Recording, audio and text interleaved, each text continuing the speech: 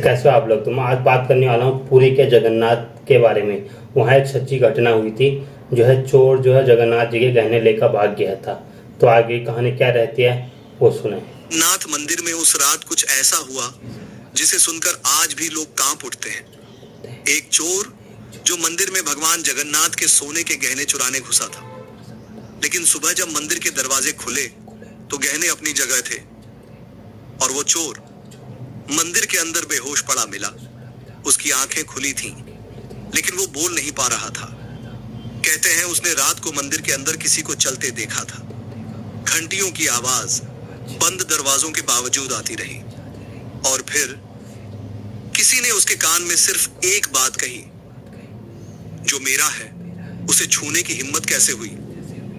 लेकिन असली डरावनी बात ये नहीं थी।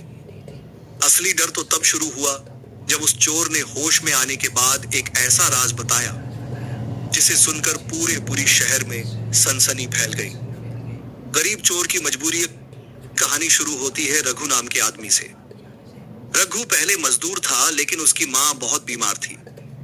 इलाज के लिए पैसे नहीं थे। गांव के लोग मदद नहीं करते।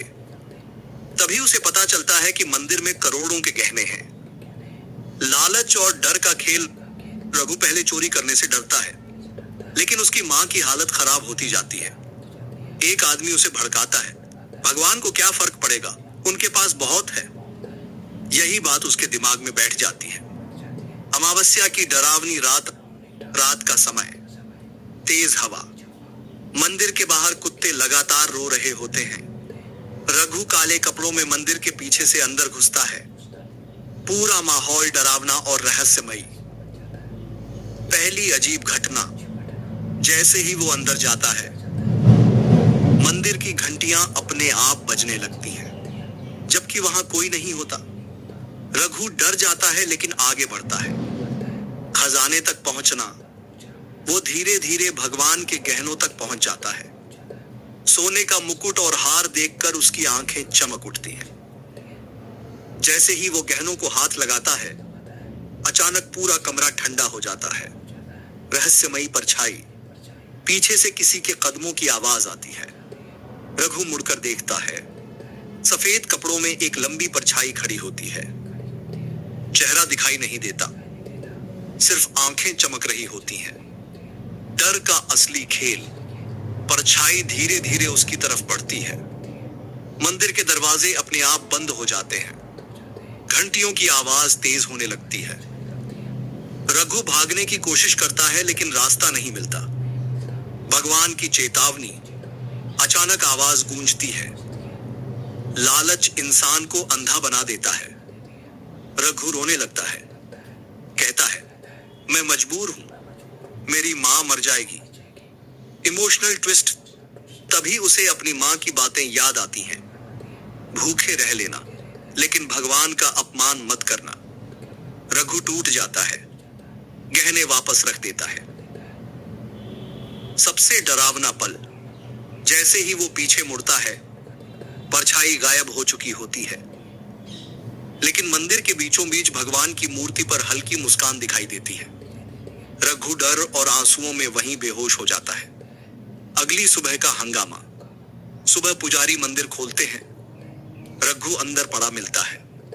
लोग समझते हैं कि वो चोर है, लेकिन उसके हाथ जुड़े हुए होते हैं। आंखों से लगातार आंसू निकल रहे होते हैं। चोर का कबूलनामा। होश आने पर रघु सब सच बता देता है। कहता है, मैंने भगवान को देखा नहीं, लेकिन महसूस जरूर किया। आखिरी इमोशनल एंडिंग। गांव वाले उसकी मां का इलाज करवाते हैं। रघु चोरी छोड़ देता है। मंदिर के बाहर गरीबों को खाना खिलाने लगता है और हर रात मंदिर की घंटी सुनकर रो पड़ता है। कहते हैं, भगवान सजा देने से पहले इंसान को एक मौका जरूर देते हैं। लगता है आपको। क्या आपने एक घटना सुनी थी जगन्नाथपुरी की? पर एक सच्ची घटना, एक काल्पनिक घटना है कि जगन्नाथ मंदिर में एक रात ऐसा हुआ था कि एक चोर वहां से जगन्नाथ जी के गहने लेके भागने वाला था। तो अचानक जगन्नाथ जी की कोई परछाई या कुछ ऐसा रहस्य होता है जो चोर वहीं पे रुक जाता है। जब सुबह होके के देखता है तो सब कुछ माहौल अलग ही नज़र आता है। तो गाइस, अगर आपने ये कहानी पहले सुनी थी या तो कमेंट में ज़रूर बताना। बाकी मिलते हैं न्यू जान के नए रिव्यू के साथ। तब तक के लिए मेरे साथ जुड़े रहिए और बने रहिए। तब तक के लिए स्वस्थ रहे, मस्त रहे और मेरे साथ यूँ जुड़े रहिए। कमेंट में ज़रूर लिख देना जय जगन्नाथ।